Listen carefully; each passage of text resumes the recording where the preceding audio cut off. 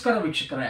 Kuvempu Nagar PSI Radha ಅವರ ಲೋಕಾಯುಕ್ತ ಟ್ರ್ಯಾಪಿನಿಂದ ಅಸಲಿ ಕಹಾನಿ ಏನು ಗೊತ್ತಾ ಅಂತಾರೆ ರವಿಕುಮಾರ್ ಅವರು. ವೀಕ್ಷಕರೇ, ವಕೀಲರಾದ ರವಿಕುಮಾರ್ ಅವರು ಒಂದು ಅಸಲಿ ಕಹಾನಿಯನ್ನ ಬಿಚ್ಚಿಡ್ತಾ ಇದ್ದಾರೆ. ಗರುಡ ಅದನ್ನ ಯಥಾವತ್ತಾಗಿ ತೆಗೆದುಕೊಳ್ತದೆ. ಇಲ್ಲಿ ಯಾರು ಈ ಮಹೇಶ ಅಂತ ಹೇಳಿ ಒಂದು ಪ್ರಶ್ನೆ ನಿಮಗೆ ಉದ್ಭವ ಆಗ್ತದೆ. ಅವರು ಕೂಡ ಹೇಳ್ತಾರೆ. ವೀಕ್ಷಕರೇ, ಇದು 2023ಕ್ಕೆ ಒಂದು ಕಹಾನಿ ಹಿಂದೆ ಹೋಗ್ತದೆ. ಮಹೇಶ್ ಅನ್ನತ ಇಲ್ಲಿ ಹೇಮಲತಾ ಅನ್ನೋರಿಗೆ ಮೋಸ ಮಾಡಿದ್ರಂತೆ. ಅಂದ್ರೆ ನಿಮಗೆ 2 ಬಾರಿ ನಾವು ಆಲ್ರೆಡಿ ತೋರಿಸಿದ್ವಿ, ಪದೇ ಪದೇ ನಾವು ರಿಪೀಟ್ ಮಾಡೋದ್ರಲ್ಲಿ ಅರ್ಥ ಇಲ್ಲ. ಮಹೇಶ್ ಅನ್ನೋರು ಮೈಸೂರಿನ ತೆಲುಗು ಅಮ್ಮಾಯಿ, ಆಕೆಯನ್ನ ಆಂಧ್ರದಲ್ಲಿ ಮದುವೆ ಆಗಿರ್ತಾರೆ. ಮದುವೆಯಾಗಿ ಇಲ್ಲಿ ಕರ್ಕೊಂಡ್ ಬರ್ತಾರೆ. 1-2 ದಿವಸ ಅಂದ್ರೆ ಇಲ್ಲಿ shaadi.com ದುರ್ಬಳಕೆ ಹೆಂಗಾಗಿತ್ತು ಅನ್ನೋದ್ರ ಬಗ್ಗೆ ಕೂಡ ಹೇಳ್ತಾರೆ. ಕೆಲವೊಂದು ಫೋಟೋಗಳನ್ನ ನೀವು ನೋಡಬಹುದು. ಇಲ್ಲಿ ಆತ SLC ಕೂಡ ಪಾಸ್ ಆಗಿಲ್ಲ. ಸೆಕೆಂಡ್, ಆತ ಗಿರಿನಗರ ಪೊಲೀಸ್ ಠಾಣೆಯಲ್ಲಿ ರೌಡಿ ಶೀಟರ್. ಮೊನ್ನೆ ತಾನೇ ಗಿರಿನಗರ್ ಅಲ್ಲಿ ಇನ್ಸ್ಪೆಕ್ಟರ್ ಅವರು ಕರ್ಕೊಂಡು ಹೋಗಿ ಒಂದು ಯಾವುದೋ ಕೇಸಿಗೆ ಮತ್ತೆ ಆತನಿಗೆ ಬಿಟ್ಟು ಕಳಿಸಿದ್ದಾರೆ ಜಾಮೀನ್ ಮೇಲೆ. ಇಲ್ಲಿ ಹೆಂಗಾಗಿತ್ತು ಅಂದ್ರೆ, ಈ ಮುಂಚೆ ಆತನ ಬೆಂಗಳೂರು ಕೆಲವೊಂದು ಕೇಸ್ಗಳು, ಮೈಸೂರು ಕೆಲವೊಂದು ಕೇಸ್ಗಳು ಹಿಂಗೆ ತಳಗೆ ಹಾಕೊಂಡ್ಬಿಟ್ಟಿದ್ದಾವೆ. ಒಂದು ಕೇಸಿನಲ್ಲಿ ಹೇಮಲತಾ ಅನ್ನೋ ಮಹಿಳೆ ಇಲ್ಲಿ ಕಂಪ್ಲೇನೆಂಟ್ ಇದ್ದಾರೆ. ಅದು ಚಾರ್ಜ್ ಶೀಟ್ ಆಗಿ ಕೋರ್ಟ್ನಲ್ಲಿ ಹೋಗ್ತದೆ. ಆತ ನನ್ನ ಕೆಲವೊಂದು ಅಂದ್ರೆ ಬಂಗಾರ ಸಾಮಾನು ಅವು ಇವು ಎಲ್ಲ ತಗೊಂಡು ಹೋಗ್ಬಿಟ್ಟಿದ್ದಾನೆ. ತಗೊಂಡು ಹೋದ್ಮೇಲೆ ನಾನು ಅದನ್ನ ಕೆಲವೊಂದು ಮಾತ್ರ ನಮ್ಮ ಕಡೆ ರಿಕವರ್ ಆಗಿದ್ದಾವೆ, ಬಾಕಿ ಬಂದಿಲ್ಲ. ನನ್ನ ಹಣ ಇಂತಿಷ್ಟು ತಗೊಂಡು ಹೋಗಿದ್ದಾರೆ, ನನಗೆ ಆತ ಮೋಸ ಮಾಡ್ಬಿಟ್ಟಿದ್ದಾನೆ, ಸುಮಾರು ಮದುವೆ ಆಗಿಬಿಟ್ಟಿದ್ದಾನೆ ಅಂತ ಒಂದು 420 ಕೇಸನ್ನ. ಆಕ್ಚುಲಿ ಅದು ಬೇರೆ ರೀತಿಯಿಂದ ಟರ್ನ್ ಆಗಬೇಕಾಗಿತ್ತು, ಅದು ಯಾಕೋ 420 ಆಯಿತು. ಈಗ ರವಿ ಅವರು ಹೇಳೋ ಪ್ರಕಾರ ಅವರು ಬೇರೆ ಬೇರೆ ಅಮಾಯಕ ಹೆಣ್ಮಕ್ಳು ಏನಿರ್ತಾರಲ್ಲ, ನಾನು ಡಾಕ್ಟರ್ ಅನ್ನೋದು, ಅಲ್ಲಿ ಆರ್ಥೋ ಡಾಕ್ಟರ್ ಅಂತ ಹೇಳೋದು, ನಂತರ ಅಲ್ಲಿ ವೆಬ್ಸೈಟ್ನಲ್ಲಿ ಹಾಕೋದು. ಅದನ್ನು ನೋಡಿದವರು ಕೆಲವೊಬ್ರು ಅಂದ್ರೆ ಲೇಟ್ ಮ್ಯಾರೇಜ್ ಆದವರು ಅಥವಾ ಇದನ್ನ ನೋಡಿ ಮದುವೆ ಮಾಡ್ಕೊಳೋರು, ಅವ್ರಿಗೆ ಈತ ಬೇರೆ ಬೇರೆ ಹೆಸರು ಹೇಳ್ತಾನಂತೆ. ರವಿ ಅವರು ಹೇಳ್ತಾರೆ ನೋಡಿ, ಯಾವ ಅವ್ರ ತಂದೆ ಹೆಸರುಗಳು ಬೇರೆ ಬೇರೆ, ಜಾತಿ ಬೇರೆ, ಒಂದ್ಸತಿ ಲಿಂಗಾಯತ ಆಗ್ತಾನೆ, ಇನ್ನೊಂದ್ಸತಿ ಬೇರೆಯವ್ರು ಆಗ್ತಾನೆ ಅಂತ ಹೇಳಿ. ಈ ವ್ಯಕ್ತಿನೇ ಒಂದು ಯಕ್ಷ ಪ್ರಶ್ನೆ ಇದ್ದಂಗೆ ಇದ್ದಾನೆ. ಇಲ್ಲಿ ಒಂದು ಮಾತನ್ನ ನಾವು ಹೇಳಬೇಕಾಗ್ತದೆ. ಕುವೆಂಪು ನಗರ ಇರಲಿ, ಇನ್ನೊಂದಿರಲಿ, ನೀವು ನಿಮ್ಮಲ್ಲಿ ಸ್ಟಾಫ್ಗಳ ಮಧ್ಯೆ ಡಿಫರೆನ್ಸಸ್, ಒಗ್ಗಟ್ಟು ಯಾವತ್ತು ಹಾಳಾಗಿ ಹೋಗ್ತದೆ. ನೀವು ಲೋಕಾಯುಕ್ತರಿಗೋ ಅಥವಾ ಇಂಥ ಆರೋಪಿಗಳು ಅಥವಾ ಪಿತೂರಿ ಮಾಡೋರಿಗೆ ಡೈರೆಕ್ಟ್ ಆಗಿ ಅಡ್ಡಡ್ಡ ಆಹಾರಾಗಿ ಹೋಗ್ಬಿಡ್ತೀರಿ ಅಂತ ಮಾತ್ರ ನಾನು ನಿಮ್ಗೆ ಹೇಳ್ತೇನೆ. ಎಚ್ಚರ ಇರಲಿ. ಯೂನಿಫಾರ್ಮ್ ಅನ್ನ ಕಾಪಾಡ್ಕೋಬೇಕು ಅಂದ್ರೆ ಯೂನಿಫಾರ್ಮ್ ಮಧ್ಯೆ ಒಂದು ಸಾಮ್ಯತೆ ಇರಲಿ. 3 ಸ್ಟಾರ್ ಅವ್ರನ್ನ ಕಂಡ್ರೆ ಡಬಲ್ ಸ್ಟಾರಿಗೆ ಆಗಲ್ಲ, ಡಬಲ್ ಸ್ಟಾರ್ ಕಂಡ್ರೆ ಸಿಂಗಲ್ ಸ್ಟಾರಿಗೆ ಆಗಲ್ಲ, ಸಿಂಗಲ್ ಸ್ಟಾರಿಗೆ ಕಂಡ್ರೆ ಹೆಡ್ ಕಾನ್ಸ್ಟೇಬಲ್ಗೆ ಆಗಲ್ಲ, ಹೆಡ್ ಕಾನ್ಸ್ಟೇಬಲ್ಗೆ ಅಂದ್ರೆ PC-ಗೆ ಆಗೋದಿಲ್ಲ, WPC ಕಂಡ್ರೆ ಅವ್ರಿಗೆ ಆಗಂಗಿಲ್ಲ, ಇವ್ರಿಗೆ. ಇವೆಲ್ಲ ಆದ್ಮೇಲೆ ಹೇಳ್ತಾ ಗೊತ್ತಾ, ಲೋಕಾಯುಕ್ತರಿಗೆ ಇದು ಒಂಥರ ನಮ್ಮ ಧಾರವಾಡದ RN ಶೆಟ್ಟಿ ಗ್ರೌಂಡ್ ಆದಂಗೆ ಆಗ್ತದೆ. ಯಾರನ್ನ ಬೇಕಾದರೂ ಬ್ಯಾಟಿಂಗ್ ಮಾಡ್ಕೊಂತ ಹೋಗ್ಬಿಡ್ಬೋದು. ಹುಷಾರಾಗಿರಿ. ನಿಮ್ಮಲ್ಲಿ ಅಂದ್ರೆ ನೀವು ಕೆಟ್ಟ ಕೆಲಸ ಮಾಡೋಕೆ ಹೋಗ್ಬಿಡಿ, ಆದರೆ ನೀವು ಇನ್ನೊಬ್ಬರನ್ನ ಬಾವಿನಲ್ಲಿ ತಳ್ಳಿ ಆಳವನ್ನ ಅಳೆಯುವುದನ್ನ ಬಿಟ್ಟು ಬಿಡಿ ಅಂತ ಹೇಳಿ ಎಲ್ಲ ಕರ್ನಾಟಕದ ಎಲ್ಲ ಸ್ಟೇಷನ್ನಿನ ಸ್ಟಾಫ್ಗಳಿಗೆ ಒಂದು ಕಿವಿ ಮಾತನ್ನ ಗರುಡ ಹೇಳಲಿಕ್ಕೆ ಇಷ್ಟಪಡ್ತದೆ. ಇಲ್ಲಂದ್ರೆ ಈ ಕಹಾನಿ ಏನಾಗಿದೆ ನಿಮಗೆ ಯಥಾವತ್ತಿಗೆ ಕೇಳಿದ ಮೇಲೆ ಲೋಕಾಯುಕ್ತರ ಟ್ರ್ಯಾಪ್ ಯಾವ ರೀತಿ ಆಗ್ತದೆ ಎಂದು ನಿಮಗೆ ಒಂದು ನಾಲೆಜ್ ಬರೋದಕ್ಕೆ ಈ ಎಪಿಸೋಡನ್ನು ಗರುಡ ನಾನು ಡೆಡಿಕೇಟ್ ಮಾಡ್ತೇವೆ ನಿಮಗೋಸ್ಕರ. ವೀಕ್ಷಕರೇ, ರವಿಕುಮಾರ್ ಅವರು ಬಹಳ ಅದ್ಭುತವಾದ ವಾಗ್ಮಿ ಇದ್ದಾರೆ, ಮಾತುಗಾರರು. ಅವರು ಸಾಕಷ್ಟು ಅವರ ಇಂಟರ್ವ್ಯೂಗಳನ್ನ ನಾವು ಕೂಡ ಮಾಡಿದ್ವಿ, ಹಾಗೆ ಎಲ್ಲ ಮಾಧ್ಯಮದವರು ಕೂಡ ಮಾಡಿರ್ತಾರೆ. ಇಲ್ಲಿ ಮೈಸೂರು ಲೋಕಾಯುಕ್ತ ಠಾಣೆಯಲ್ಲಿ ಅಂದ್ರೆ ಒಂದು ಪ್ರಕರಣ ದಾಖಲೆ ಆಗ್ತದೆ. ಅಲ್ಲಿ ಅಂದ್ರೆ ರೆಡ್ ಹ್ಯಾಂಡ್ ಆಗಿ PSI ರಾಧಾ ಅವ್ರನ್ನ ಟ್ರ್ಯಾಪ್ ಮಾಡಿಬಿಟ್ಟಿವಿ ಅಂತ ಹೇಳಿ CR ನಂಬರ್ 8/24 ಅಂತ ಹೇಳಿ. ಇದರ ಸಂಬಂಧಪಟ್ಟಂತೆ ಈಗ ರವಿಕುಮಾರ್ ಅವರು ಮಾಹಿತಿಯನ್ನ ತಗೊಂಡಿದ್ದಾರೆ. ಸಾಕಷ್ಟು ಮಾಹಿತಿ ಅವರು ಸ್ಕ್ರೀನಲ್ಲಿ ತೋರಿಸುವಾಗ ನಾವು ಪಕ್ಕಕ್ಕೆ ನಿಮಗೆ ತೋರಿಸ್ತೀವಿ. ಅಷ್ಟೊಂದು ದಾಖಲೆಯನ್ನ ಅವರು ನೀಡಿದ್ದಾರೆ. ಈ ವ್ಯಕ್ತಿ ಹೇಳ್ತಾರಲ್ಲ, ತಾನೇ ಸರಿ ಇಲ್ಲ ಇನ್ನೊಬ್ರಿಗೆ ಏನು ಅನ್ನೋ ರೀತಿಯಲ್ಲಿ ಮತ್ತೆ ಪದೇ ಪ್ರೆಸ್ ಮೀಟಿಗೋಸ್ಕರ ಅಂದ್ರೆ ಅವರ ಉದ್ದೇಶ ಇಷ್ಟೇ. ಆಕೆಯನ್ನ ಈಗ ಸದ್ಯಕ್ಕೆ ಟ್ರ್ಯಾಪ್ ಮಾಡಿಸಿದ್ವಿ. ಆಕೆ ಅಂದ್ರೆ PSI ರಾಧಾ ಅವರು ಈತನ ಒಂದು ಕೇಸಿನಲ್ಲಿ ಐವ ಇದ್ದಾರೆ. ಹೆಂಗಾದ್ರೂ ಮಾಡಿ ಆ ಕೇಸ್ ಇಲ್ಲಿಗೆ ಬರ್ತದೋ ಅನ್ನೋ ಅರ್ಥದಲ್ಲಿ ಹೆಂಗಾದ್ರೂ ಮಾಡಿ ಆಕೆಯನ್ನ ತೇಜೋವಧೆ ಮಾಡ ಪದೇ ಪದೇ ಅವರಿಗೆ ಕಾಲ್ ಮಾಡೋದು. ಒಬ್ಬ ತನಿಖಾಧಿಕಾರಿಯ ತನಿಖೆಯಲ್ಲಿ ಯಾರೂ ಅಡ್ಡ ಬರಬಾರ್ದು ಅಂತ ಹೇಳಿ ರೂಲಿಂಗ್ ಇದೆ. ನಂತರ ಏನಂತ ಕೇಳಬಾರ್ದು, ಅವ್ರಿಗೆ ಮಾತಾಡಿಸ್ಬಾರ್ದು, ಅದು ಕೂಡ ಒಂದು ರೀತಿಯಿಂದ ಅಪರಾಧನೇ ಅಂತ ಹೇಳ್ತಾನೆ. ಈಗ ಅಲ್ಲಿ ವಿಶೇಷವಾಗಿ ಬೇರೆ ಬೇರೆಯವರ ಮೂಲಕ ನೀವು ಭೇಟಿ ಮಾಡಿಸೋದು, ಅಲ್ಲಿ ಯೂನಿಫಾರ್ಮ್ ಹಾಕ್ಕೊಂಡು ಅಂದರೆ ವಕೀಲರು ಅಂತ ಹೇಳಿ ಕೋರ್ಟ್ ಹಾಕ್ಕೊಂಡು ಅಲ್ಲಿಗೆ ಬರೋದು. ಯಾಕೆ? ವಕೀಲರ ವಕೀಲಿಕೆಯನ್ನು ಕೋರ್ಟಿನಲ್ಲಿ ಮಾಡಬೇಕು. ಇಲ್ಲಿ ಬರ್ಬೋದು, ತೊಂದರೆ ಇಲ್ಲ. ಬಟ್ ಏನಂದರೆ ಕ್ಲೈಂಟ್ ಡೇಸ್ ಸಲುವಾಗಿ ಬರ್ತಾರೆ. ಆದರೆ ಈ ವಾಯ್ಸ್ ರೆಕಾರ್ಡಿಂಗನ್ನು ಅವ್ರಿಗೆ ಅಂದರೆ ಒಂದು ರೀತಿಯಿಂದ ಅವರು ತಮಗೆ ಎಷ್ಟು ಬೇಕು ಅಷ್ಟನ್ನು ತುತ್ತನ್ನು ಮಾತ್ರ ತಿಂದಿದ್ದಾರೆ ಅರ್ಥದಲ್ಲಿ ರವಿಕುಮಾರ್ ಅವರು ತೋರಿಸ್ತಾರೆ.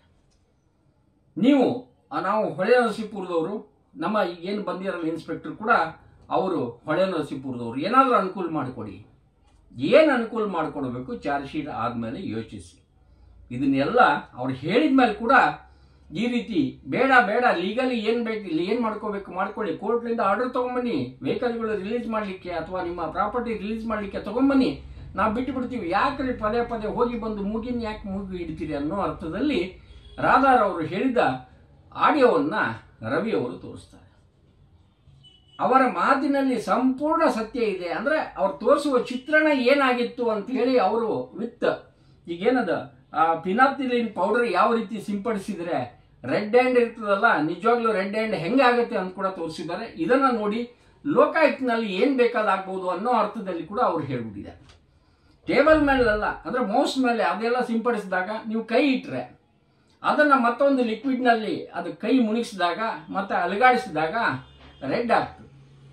ಆ ರೆಡ್ ಅಂದಮೇಲೆ ಅದು ರೆಡ್ ಹ್ಯಾಂಡ್ ಆಗಿ ಹೆಂಗೆ ಹಿಡಿತಾರೆ, ಆ ಹ್ಯಾಂಡ್ ಹೆಂಗೆ ರೆಡ್ ಆಗ್ತದೆ ಅನ್ನೋದು ಕೂಡ ರವಿ ಅವರು ಆ ಪೌಡ್ರನ್ನ ತೋರಿಸ್ತಾರೆ. ಅದು ಈಗ ಕೆಮಿಕಲ್ ಈಗೇನು ಇಂಡಸ್ಟ್ರಿ ಇರ್ತದಲ್ಲ ಅಥವಾ ಈ ಕೆಮಿಕಲ್ನ ಮಾರ್ತಾರಲ್ಲ ಅಲ್ಲಿ ಸಿಗ್ತದೆ ಅಂತ ಹೇಳ್ತಾರೆ.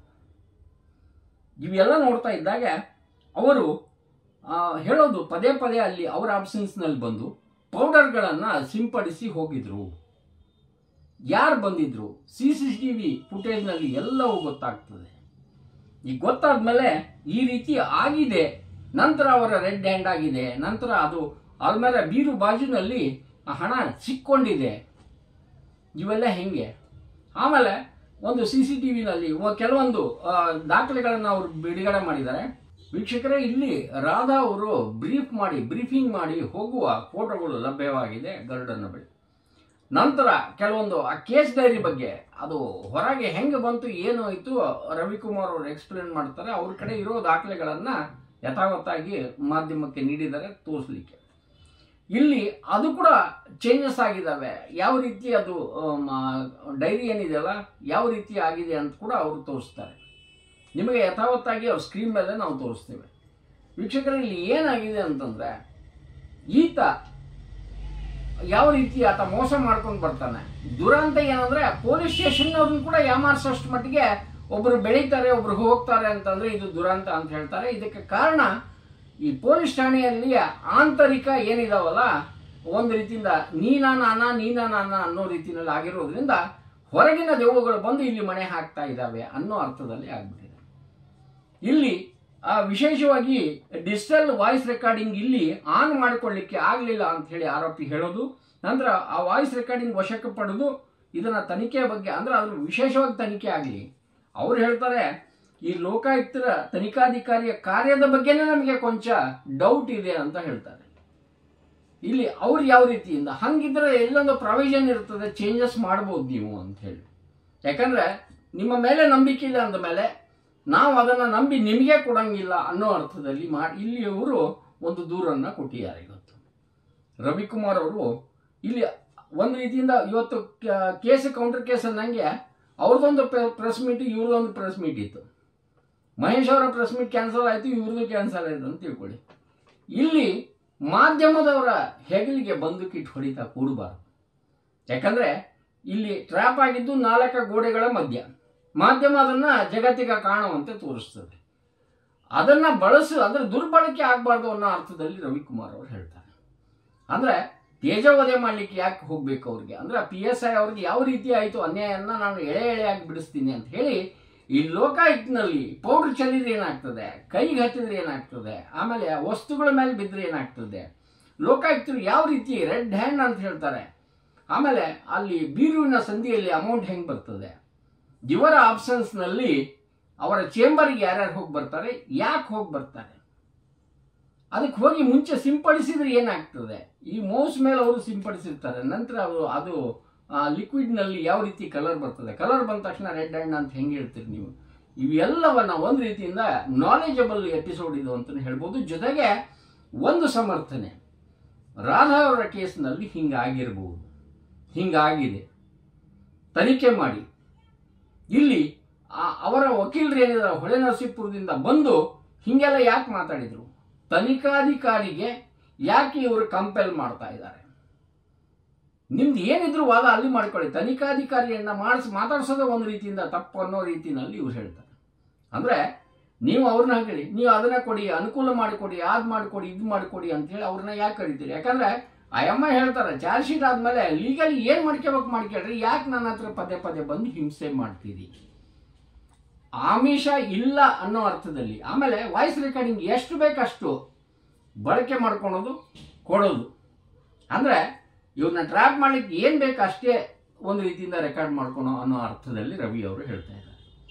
ಇವೆಲ್ಲ ಚಿತ್ರಣವನ್ನು ನಿಮಗೆ ತೋರಿಸ್ಬೇಕು ಅಂದರೆ ಈಗ ರವಿ ಅವರು ಯಾವ ರೀತಿ ಎಳೆ ಎಳೆಯಾಗಿ ಈ ಕೇಸಿನ ಅಂದರೆ ಈ ಲೋಕಾಯುಕ್ತ ಟ್ರ್ಯಾಪ್ ಹೆಂಗಾಯ್ತು ಅಂತ ಹೇಳಿ ಬಿಡಿಸಿಟ್ಟಿದ್ದಾರೆ.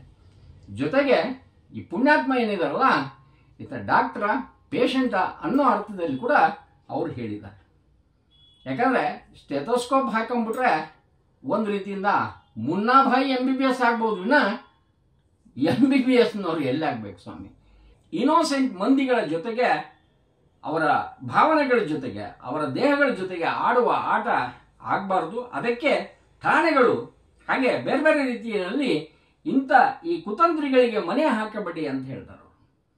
ಇವನ್ನ ತೋರಿಸ್ತಾ ನಾವು ಹೇಳೋದು, ಈ ಎಪಿಸೋಡನ್ನು ವಿಶೇಷವಾಗಿ ಎಲ್ಲರ ಕಂಪಲ್ಸರಿ ನೋಡಿ. ಯಾಕಂದರೆ ಆಗಿ ಒಂದು ರೀತಿಯಿಂದ ಸಿಕ್ಕೋಣೋದು ಬೇರೆ, ಟ್ರ್ಯಾಪ್ ಅಂತ ಹೇಳಿ ಮಾಡಿಸ್ತಾರಲ್ಲ ಅದು ಬೇರೆ, ಇದ್ದಕ್ಕಿದ್ದಂಗೆ ದಾಳಿ ಮಾಡೋದು ಅವು ಬೇರೆ ಆಗ್ತವೆ. ಇದು ಇದ್ದಾಗ ಯಾವ ರೀತಿ ಆಗ್ತದೆ, ಟ್ರ್ಯಾಪಿನ ಹಿಂದಿನ ಆ ಪೂರ್ಣ ಸತ್ಯ, ಅರ್ಧ ನಗ್ನ ಸತ್ಯ ಅಲ್ಲ ಪೂರ್ಣ ನಗ್ನ ಸತ್ಯವನ್ನು ರವಿಯವರು ಬಿಚ್ಚಿಟ್ಟಿದ್ದಾರೆ. ಜೊತೆಗೆ ಈ ಎಪಿಸೋಡನ್ನು ನೋಡ್ತಾ ಕೊಂಚ ರೆಡ್ ಹ್ಯಾಂಡ್ ಆಗಬಾರ್ದು ಅಂತ ಹೇಳ್ತೇನೆ. ಯಾಕಂದರೆ ನಮಸ್ಕರಿಸುವ ನೀಟ್ ಹ್ಯಾಂಡ್ ಆಗಲಿ ಅಂತ ಹೇಳ್ತೇನೆ. ನಮಸ್ಕಾರ. ಇವತ್ತು ಪೊಲೀಸ್ ಕಮಿಷನರ್ಗೆ ಮತ್ತು ಪೊಲೀಸ್ ಅಧೀಕ್ಷಕರು ಕರ್ನಾಟಕ ಲೋಕಾಯುಕ್ತ ಮೈಸೂರು ಜಿಲ್ಲೆ ಇವ್ರಿಗೆ ನಾವು ಕಂಪ್ಲೇಂಟ್ಗಳನ್ನ ಸಬ್ಮಿಟ್ ಮಾಡಿದ್ದೀವಿ ಸರ್. ಏನಪ್ಪ ಅಂತ ಅಂದರೆ ಸರ್ಕಾರಿ ಕೆಲಸ ದೇವ್ರ ಕೆಲಸ ಅಂತ ಹೇಳ್ತಾರೆ. ನೀವು ದೇವ್ರ ಕೆಲಸ ಮಾಡ್ಬೇಕಾದ್ರೆ ಭಾಳ ಹುಷಾರಾಗಿರ್ಬೇಕು. ಸರ್ಕಾರಿ ನೌಕರುಗಳು ಈ ಥರ ಕೇಸ್ಗಳನ್ನ ಅವ್ರಿಗೆ ಅನುಭವ ಆಗಿರ್ತಿದೋ ಇಲ್ವೋ, ನಾನು ಇವತ್ತು ಹೇಳೋ ಕೇಸ್ನ ದಯಮಾಡಿ ಎಚ್ಚರಿಕೆಯಿಂದ ತಾವು ತಿಳ್ಕೊಳ್ಳಿ. ನಮ್ಮ ಮೈಸೂರಲ್ಲಿ ಒಂದು ಫೇಕ್ ಟ್ರ್ಯಾಪ್ ಆಗಿದೆ. ನೀವು ಇಷ್ಟು ದಿವಸ ಫೇಕ್ ಎನ್ಕೌಂಟ್ರ್ಗಳನ್ನ ಕೇಳ್ತಿದ್ರಿ, ಇದೊಂಥರ ವಿಶೇಷವಾದ ಪ್ರಕರಣ. Fake ಟ್ರ್ಯಾಪ್ಗಳು ನಡೀತಿದ್ದಾವೆ, fake ರೈಡ್ಗಳು ನಡೀತಿದ್ದಾವೆ. ಪೂರ್ವಾಪರ ಇಲ್ಲದೇನೆ ಲೋಕಾಯುಕ್ತರುಗಳು ಕೇಸ್ನ ರಿಜಿಸ್ಟರ್ ಮಾಡ್ಕೊಳ್ತಾರೆ. ಕೇಸ್ನ ರಿಜಿಸ್ಟರ್ ಮಾಡ್ಕೊಂಡು ಅಮಾಯಕ ಸರ್ಕಾರಿ ನೌಕರುಗಳ ಮೇಲೆ ಫಾಲ್ಸ್ ಕೇಸ್ಗಳನ್ನ ಇದು ಮಾಡೋದಲ್ಲದೇ ಅವ್ರನ್ನ ಟ್ರ್ಯಾಪ್ ಕೇಸ್ಗಳಲ್ಲಿ ಸಿಕ್ಕಾಕಿಸ್ತಾ ಇದ್ದಾರೆ. ಸೊ ಒಂದು ಎಕ್ಸಾಂಪಲ್, ನಮ್ಮಲ್ಲಿ 30ನೇ ತಾರೀಕು 5ನೇ ತಿಂಗಳು 2024ನೇ ಇಸ್ವಿಲಿ ಕುವೆಂಪು ನಗರ ಪೊಲೀಸ್ ಠಾಣೆಯಲ್ಲಿ ಕೆಲಸ ಮಾಡೋ ಅಂತ ಸಬ್ ಇನ್ಸ್ಪೆಕ್ಟರ್ ಮೇಲೆ ಒಂದು ಟ್ರ್ಯಾಪ್ ಕೇಸ್ ಆಯಿತು. 50,000 ರೂಪಾಯಿ ಲಂಚ ಪಡೆದಿದ್ರು ಅಂತ. ಈ ಕೇಸ್ನ ಹಿಂದೆ ಮುಂದೆ ನೋಡಿದೆ ರಿಜಿಸ್ಟರ್ ಮಾಡ್ಕೊಂಡಿರೋದು ಅಲ್ಲದೆ ಆ ದಿವಸ ಟ್ರ್ಯಾಪ್ ದಿವಸ ನಡೆದಿದ್ದು ದೊಡ್ಡ ನಾಟಕ ಏನಪ್ಪ ಅನ್ನೋದನ್ನು ನಾನು ನಿಮಗೆ ಈಗ ಒಂದೆರಡು ನಿಮಿಷದಲ್ಲಿ ಹೇಳಲೇಬೇಕು.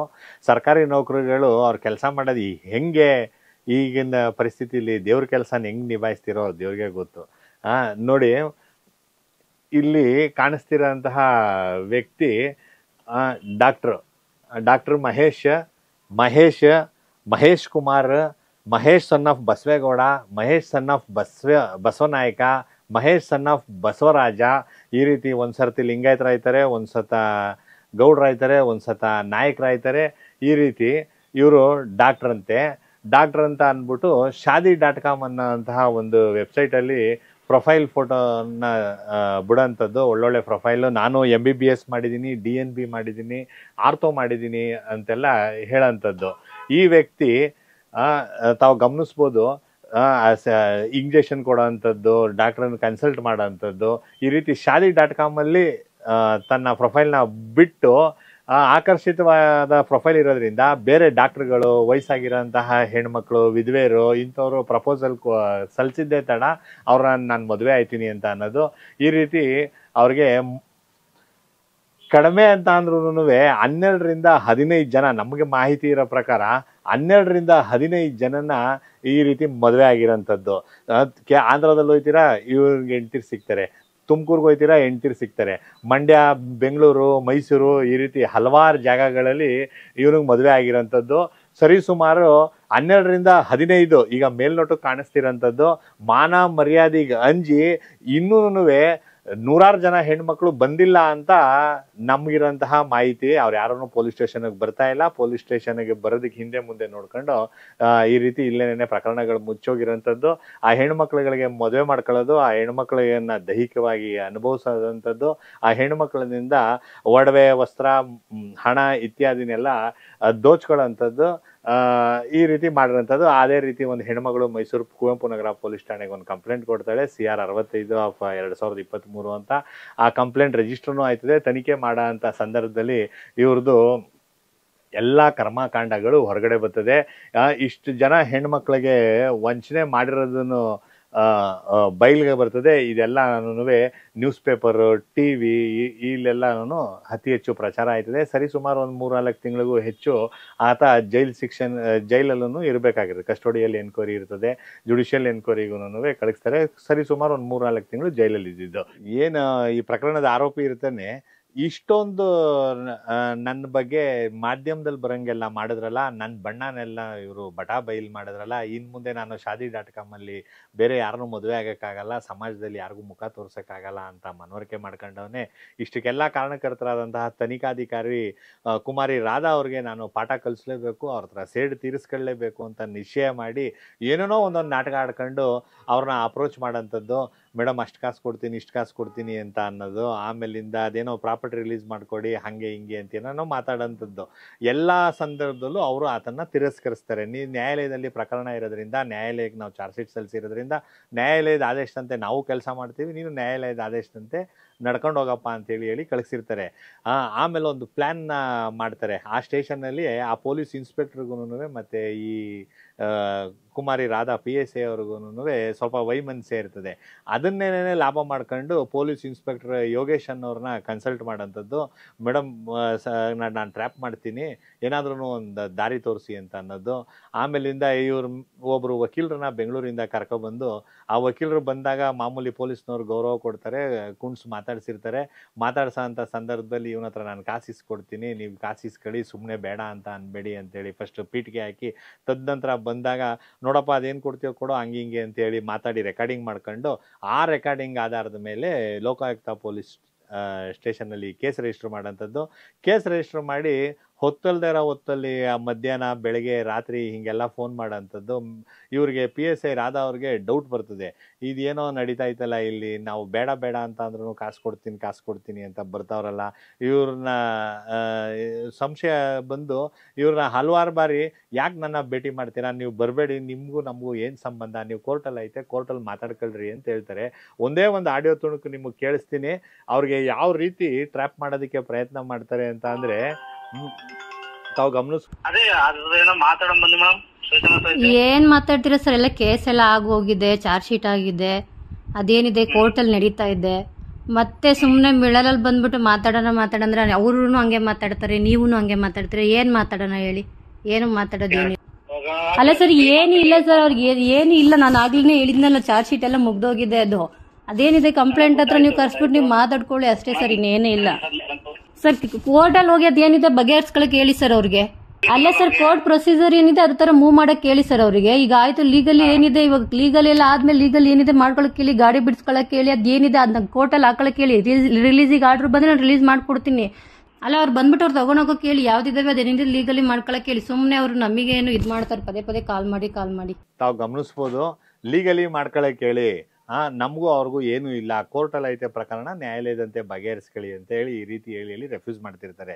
ಈ ಸಂದರ್ಭದಲ್ಲಿ ಅಲ್ಲಿರೋಂತಹ ಇನ್ಸ್ಪೆಕ್ಟ್ರು ನಮ್ಮ ಕಡೆಯವರು ನೋಡಮ್ಮ ಅಂತಲೂ ಹೇಳ್ತಾರೆ. ಯಾವುದಕ್ಕೂ ಅವರು ಸೊಪ್ಪಾಕಲ್ಲ. ಸೊಪ್ಪು ಹಾಕದೇ ಇರೋ ಕಾರಣ ಏನಾದರೂ ಮಾಡಿ ಟ್ರ್ಯಾಪ್ ಮಾಡಲೇಬೇಕು, ಈಗ ಏನಾದ್ರೂ ಒಂದು ಮಾಡಬೇಕಲ್ಲ ಅಂತೇಳಿ ಪ್ಲ್ಯಾನ್ ಮಾಡಿ ಇವರು 30ನೇ ತಾರೀಕು 5ನೇ ತಿಂಗಳು 2024 ಆ ದಿನ ಬೆಳಿಗ್ಗೆ ಇವರು ಏನು PSI ಅವರು ಇರ್ತಾರೆ, PSI ಅವರು ಠಾಣೆಗೆ ಹಾಜರಾಗಿ ಆ ದಿವಸ ಬ್ರೀಫಿಂಗ್ ಮಾಡಿರ್ತಾರೆ. ಒಂದು 10 ಗಂಟೆ ಹೆಚ್ಚು ಕಡಿಮೆ ಠಾಣೆಗೆ ಹಾಜರಾಗಿ ಬ್ರೀಫಿಂಗ್ ಮಾಡಿ ಎಲ್ಲರಿಗೂ ಸಿಬ್ಬಂದಿಗಳಿಗೆ ಯಾವ ಡ್ಯೂಟಿ ಅಲಾಟ್ ಮಾಡಬೇಕು ಅದೆಲ್ಲ ಅಲಾಟ್ ಮಾಡಿ ಸ್ಟೇಷನ್ ಹೌಸ್ ಡೈರಿಲಿ ನೋಟ್ ಮಾಡಿ ಕಮಿಷನರ್ ಆಫೀಸಲ್ಲಿ ನನಗೆ ವರ್ಕ್ ಇರ್ತದೆ ಅಂತೇಳಿ ಕಮಿಷನರ್ ಆಫೀಸ್ಗೆ ಹೋಗಿ ಆಮೇಲಿಂದ ಅವ್ರು ಸ್ಟ್ರಾಂಗ್ ರೂಮ್ ಡ್ಯೂಟಿ ಇರ್ತದೆ, ಸ್ಟ್ರಾಂಗ್ ರೂಮ್ ಡ್ಯೂಟಿಗೆ ಪ್ಲ್ಯಾನ್ ಮಾಡ್ಕೊಂಡಿರ್ತಾರೆ. ಸೊ ಹಿಂಗಿರ್ಬೇಕಾದ್ರೆ ವಾಸ್ತುಸ್ಥಿತಿ ಇವ್ರನ್ನ ಹೆಂಗಾರ ಮಾಡಿ ಇಡಿಸ್ಲೇಬೇಕಲ್ಲ. ಪೊಲೀಸ್ ಇನ್ಸ್ಪೆಕ್ಟ್ರಿಗೆ ಬಂದು ಅಪ್ರೋಚ್ ಮಾಡ್ತಾರೆ. ಪೊಲೀಸ್ ಇನ್ಸ್ಪೆಕ್ಟ್ರಿಗೆ ಅಪ್ರೋಚ್ ಮಾಡಿ ಇವ್ರು ಇಲ್ಲದೇ ಇರೋಂಥ ಸಂದರ್ಭದಲ್ಲಿ ಅದೇನು ಫಿನಾಪ್ತಲಿನ್ ಕೆಮಿಕಲ್ ಇದೆ, ಆ ಕೆಮಿಕಲ್ ಈ ರೀತಿ ವೈಟ್ ಕಲರ್ ಪೌಡ್ರು ಇವರು ಇಲ್ಲದೇ ಇರೋಂತಹ ಸಂದರ್ಭದಲ್ಲಿ ಅವ್ರ ಕೊಠಡಿಗೆ ಹೋಗಿ ಈ ರೀತಿ ಇನ್ವಿಸಿಬಲ್ ಪೌಡ್ರು ಇದನ್ನ ಹೋಗ್ಬಿಟ್ಟು ಅವ್ರು ಉಪಯೋಗಿಸೋಂತಹ ಟೇಬಲ್ಲು, ಅವ್ರು ಉಪಯೋಗಿಸೋಂತಹ ವಸ್ತು, ಅವರು ಏನೋ ಕ್ಯಾಪ್ ಇದೆ ಆ ಕ್ಯಾಪು ಇದ್ರ ಮೇಲೆಲ್ಲ ಚೆಲ್ತಾರೆ. ಅದೇನು ಲಂಚದ ಅಮೌಂಟ್ ಇತ್ತು ಆ ಲಂಚದ ಅಮೌಂಟನ್ನ ಬೀರು ಮಧ್ಯೆ ಸಿಕ್ಕಿಸ್ತಾರೆ. ಅದೇನು ಡ್ರಾಯರು ಅಲ್ಲ ಏನೂ ಅಲ್ಲ, ಬೀರು ಮಧ್ಯೆ ಸಿಕ್ಕಾಕ್ಸಂಥದ್ದು.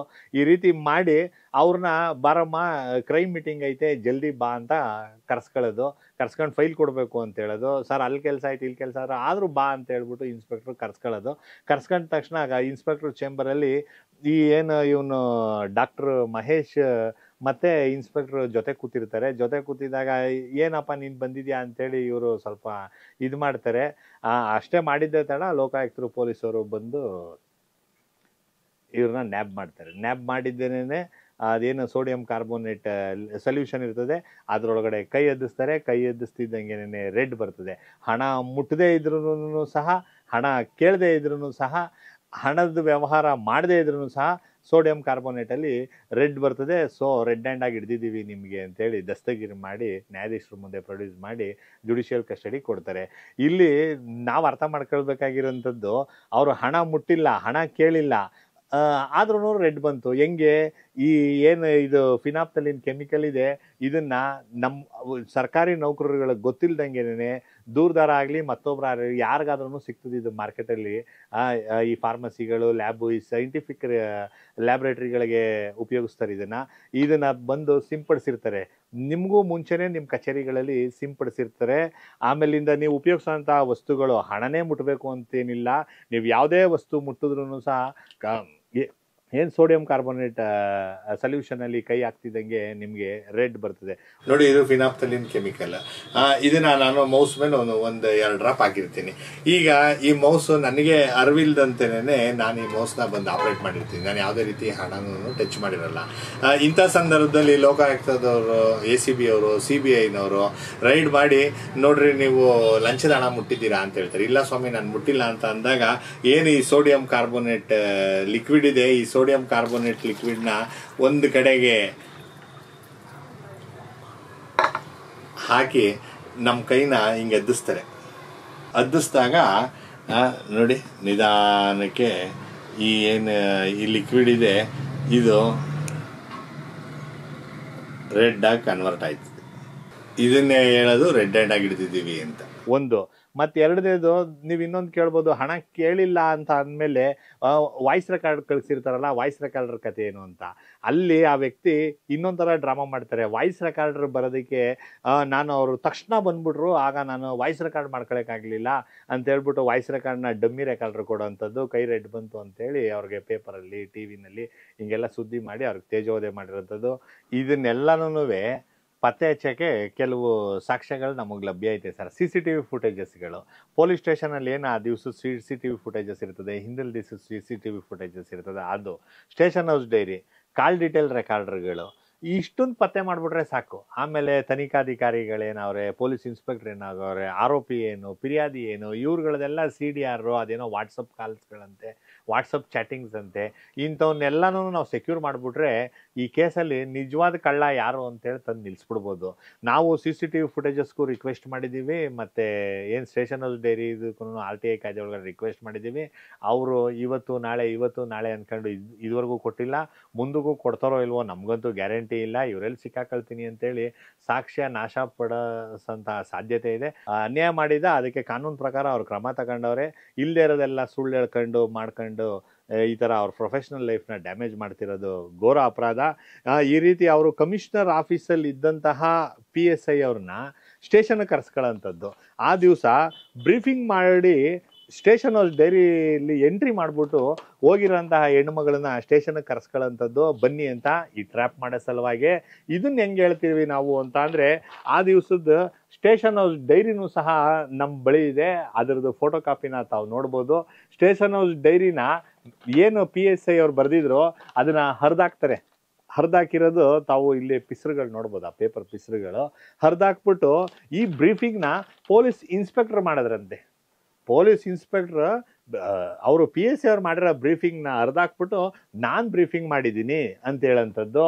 ಆಮೇಲಿಂದ ಇಲ್ಲಿ ಈ ಪ್ರಕರಣದ ಆರೋಪಿ ನನಗೆ ಬಂದರು, PSI ಅವ್ರು ತೋರಿಸು ಅಂತ ಅಂದರು, ನಾನು ಅವ್ರ ಚೇಂಬರ್ಗೆ ಕಳಿಸ್ದೆ ಅಂತ ಹೇಳೋದು.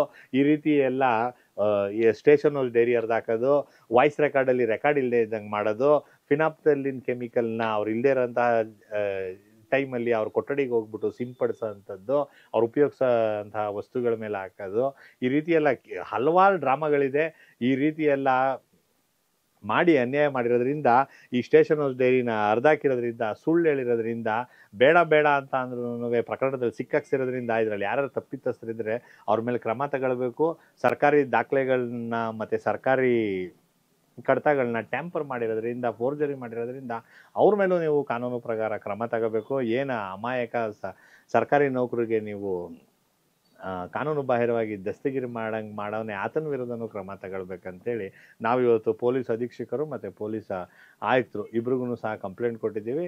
ಅವ್ರಿಗೆ ಒತ್ತಾಯ ಮಾಡ್ತಾ ಇದ್ದೀವಿ, ಇವನೇನು ದೂರದಾರ ಅವನೇ, ಇವನು ಕ್ಲೀನ್ ಹ್ಯಾಂಡಲ್ ಅಪ್ರೋಚ್ ಮಾಡಿಲ್ಲ, ಇವ್ರದ್ದೇನೋ ಪರ್ಸನಲ್ ರಿವೆಂಜ್ ತಗೊಳ್ಳೋಕ್ಕೆ ಈ ರೀತಿ ಲೋಕಾಯುಕ್ತ ಆಫೀಸ್ನ ಮತ್ತು PC ಆ್ಯಕ್ಟ್ನ ಮಿಸ್ಯೂಸ್ ಮಾಡ್ಕೊಂಡಿದ್ದಾರೆ. ಸೊ ಕ್ರಮ ತಗೊಳ್ಬೇಕಂತ ನಾವು ಕೇಳ್ಕೊಂತಿದ್ವಿ.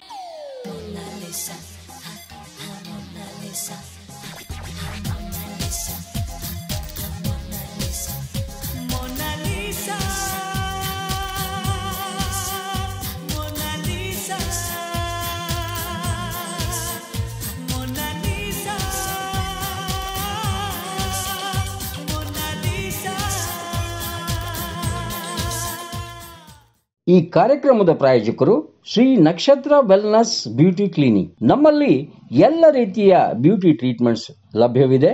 ನಮ್ಮಲ್ಲಿ hair treatment, face treatment, permanent makeup, natural face serum, hydra facial, anti ageing, ಏನಿಲ್ಲ ನಮ್ಮಲ್ಲಿ ಹೇಳಿ. ಒಂದೇ ಮಾತಲ್ಲಿ ಹೇಳಬೇಕಂದ್ರೆ ಇದೊಂದು ಸೌಂದರ್ಯ ವೃದ್ಧಿಯ ತಾಣ. ಒಮ್ಮೆ ಭೇಟಿ ನೀಡಿ. ನಮ್ಮ ವಿಳಾಸದಲ್ಲಿ Sai Skanda heights, EWS 18 near Triveni bakery, Navanagar, Hubballi. ನಮ್ಮ ನಂಬರ್ 8553872164. ಹೋಲ್ಸೇಲ್ ಅಂದ್ರೆ ಹೋಲ್ಸೇಲ್ ಸರ್ ಸೈಕ್ ಆಗ್ಬಿಡ್ಬೇಕು. 7 days ನೀವು ಯಾವುದೇ ನಿಮ್ಗೆ ತಗೊಂಡು ಯೂಸ್ ಮಾಡ್ಕೊಂತೀರಾ, ನಿಮ್ಗೆ ಒಂದ್ ವೇಳೆ ಇಷ್ಟ ಆಗಿಲ್ವಾ ಗಾಡಿ, ನಿಮ್ಗೆ ಯಾವುದೋ ಒಂದು ರೀಸನ್ ಅಲ್ಲಿ ಬಂದು ನಮ್ಮ ಹತ್ರ ಬಿಟ್ಟು ಎಕ್ಸ್ಚೇಂಜ್ ಬೇರೆ ಗಾಡಿ ಎತ್ಕೊಂಡು ಹೋಗ್ಬೋದು ನೀವು. ಈ ಗಾಡಿ ಮಾರ್ಕೆಟ್ ಬೆಲೆ ನಿಮ್ಗೆ 2,20,000 ಇದೆ ಸರ್. 2,20,000 ರೂಪಾಯಿ ಗಾಡಿನ ಬರೀ 1,65,000 ಚಾಲೆಂಜಿಂಗ್ ಪ್ರೈಸ್ ಕೊಡ್ತಾ ಇದೀನಿ ಸರ್. ಅಷ್ಟು ಹೇಳಿ ಬರೀ 2,45,000 ರೂಪಾಯಿಗೆ new shape Alto 800 sir. Sir ನಿಮ್ಗೆ ಲೋನ್ ಬೇಕಾ? ಬನ್ನಿ ನನ್ನ ಹತ್ರ. ಜಸ್ಟ್ 20,000 ತಗೊಂಬನ್ನಿ, ಡೌನ್ ಪೇಮೆಂಟ್ ನಿಮ್ಗೆ ಲೋನ್ ಮಾಡಿಸ್ಕೊಡ್ತೀನಿ. ಕರ್ನಾಟಕ ಯಾವ ಮೂಲೆಯಲ್ಲಿ ಅಬ್ಬಬ್ಬಾ ಲಾಟ್ರಿ ಪ್ರೈಸ್ ಮಾಡ್ಕೊಡ್ತೀನಿ ಸರ್. ಅಬ್ಬಬ್ಬಾ ಲಾಟ್ರಿನಾ? ಅಬ್ಬಬ್ಬಾ ಲಾಟ್ರಿ, ಕಂಗ್ರಾಚುಲೇಷನ್ಸ್ ಬ್ರದರ್ ಅಂತ ಹೇಳ್ಬಿಡ್ಬೇಕು. 2010 ಮಾಡಲ್ ವೆಹಿಕಲ್ ನ ಇವತ್ತು ಮಾರ್ಕೆಟ್ ಅಲ್ಲಿ 1,80,000 190ಕ್ಕೆ ಮಾರ್ತಾವ್ರಲ್ವಾ, ನೀವು ಅದಕ್ಕಿಂತ ಕಡಿಮೆ ಕೊಡ್ತೀರಾ? ನಾನು ನಿಮ್ಗೆ ಬರೇ 1,60,000ಕ್ಕೆ 2010 ಮಾಡಲ್ ಗಾಡಿ ಕೊಡ್ತಿದ್ದೀನಿ. ನಿಜ ಸರ್. 1,95,000ಕ್ಕೆ ಅಬ್ಬಬ್ಬಾ ಲಾಟ್ರಿ ಕಂಗ್ರಾಚುಲೇಷನ್ ಬ್ರದರ್ ಪ್ರೈಸ್ ಕೊಡ್ತಾ ಇದೀನಿ. ಅಬ್ಬಬ್ಬಾ ಅನ್ನೋದೇ ಹೇಳಿದೀನಿ ಸರ್. ಒಳ್ಳೆ ಹೊಸ ಟೈರ್ ಹಾಕ್ಸಿ ಯಾರು ಕೊಡ್ತಾರೆ ನಿಮ್ಗೆ? ಟೈರ್ಗೆ 15,000 ಖರ್ಚು ಮಾಡಿದೀನಿ ಸರ್. 4 ಟೈರ್ 4 ಅಷ್ಟೇ ಹಾಕ್ಸಿದೀನಿ, ವಿತ್ ನಿಮ್ಗೆ ಬಿಲ್ ಕೊಡ್ತೀನಿ. ಒಂಥರ ಅಬ್ಬಬ್ಬಾ ಲಾಟ್ರಿ ಅನ್ನೋ ಪ್ರೈಸ್ ಸರ್ ಇದು. 2,50,000ಕ್ಕೆ SX4 ಇದು ಸೇಮಾ? ಮಾರುತಿ ZXi ಗಾಡಿ ಇದು ಸರ್. ಓಕೆ, ಹೇಳಿ ಸರ್ ಇನ್ನೊಂದು ಆಫರ್. ಸರ್ 2016 ಮಾಡಲು ಮಾರುತಿ ಸೆಲೆರಿಯೋ ZXi ಕಾರ್ಗೆ ಟ್ರೈನ್ ಹತ್ಕೊಂಡು ಗಾಡಿ ಓಡ್ಬಂದ್ಬಿಡಕ್ಕೆ ಇಲ್ಲಿಗೆ ಇಮಿಡಿಯೇಟ್ ನಂಗೆ ಗಾಡಿ ತಗೋಬೇಕು ಅಂತ ಬರೇ 4,35,000 ಗಾಡಿ ಕೊಡ್ತೀನಿ. ಹಬ್ಬಬ್ಬ ಲಾಟ್ರಿ ಆಫರ್ ಪ್ರೈಸ್ ನಿಮ್ಗೆ ಇದು 30,000 ಹೇಳ್ತಾ ಇದೀನಿ ಫೈನಲ್ ಅಂದ್ರೆ ಸರ್ ಧಮಾಕ ಆಗ್ಬಿಡ್ಬೇಕು ಸರ್. ಧಮಾಕ ಪ್ರೈಸ್ ನಿಮ್ಗೆ. ನಮಸ್ಕಾರ ಗೆಳೆಯರೇ, ಎಲ್ಲರೂ ಹೇಗಿದ್ದೀರಾ? ಎಲ್ಲರೂ ಚೆನ್ನಾಗಿದ್ದೀರಾ ಅನ್ಕೋತೀನಿ. ನಾನು ಕೂಡ ಸೂಪರ್ ಆಗಿದ್ದೀನಿ. ಇವತ್ತು ನಾನು ಬೆಂಗಳೂರಿಂದ ನಮ್ಮ ನೆಲಮಂಗಲಕ್ಕೆ ಬಂದಿದ್ದೀನಿ. ನೆಲಮಂಗಲನಲ್ಲಿ ಎಲ್ಲಪ್ಪ ಅಂದ್ರೆ ನೆಲಮಂಗಲನಲ್ಲಿ ನಮ್ಮ ಯುನೈಟೆಡ್ ಕಾರ್ಸ್ ಅಂಡ್ ಮೋಟಾರ್ಸ್ ಬಂದಿದ್ದೀನಿ. ಯುನೈಟೆಡ್ ಕಾರ್ಸ್ ಅಂಡ್ ಮೋಟಾರ್ಸ್ ನಲ್ಲಿ ಇಯರ್ ಎಂಡ್ ಸೇಲ್ ಅಂತ ಹಬ್ಬ ಮಾಡ್ತಿದ್ದಾರೆ. ಪ್ರೈಸಿಂಗ್ ಎಲ್ಲ ನೋಡಿ ನೀವು ಕೂಡ ಖುಷಿಯಾಗಿರ್ತೀರಾ. ಅಂಡ್ ಈ ಸಲ ಇನ್ನೊಂದು ಹೊಸ ಪಾಲಿಸಿ ತಂದವ್ರೆ. ಯಾವ್ದಾದ್ರು ಕಾರ್ ತಗೊಳ್ಳಿ, ಅದು 7 ದಿನ ಓಡಿಸಿದ್ಮೇಲೆ ನಿಮ್ಗೆ ಇಷ್ಟ ಆಗಿಲ್ಲ, ಅನ್ಕಂಫರ್ಟಬಲ್ ಏನಾದ್ರು ಫೀಲ್ ಆದ್ರೆ ಬೈ ಬ್ಯಾಕ್ ಮಾಡ್ತೀನಿ ಅಂತ ಹೇಳೋರೆ.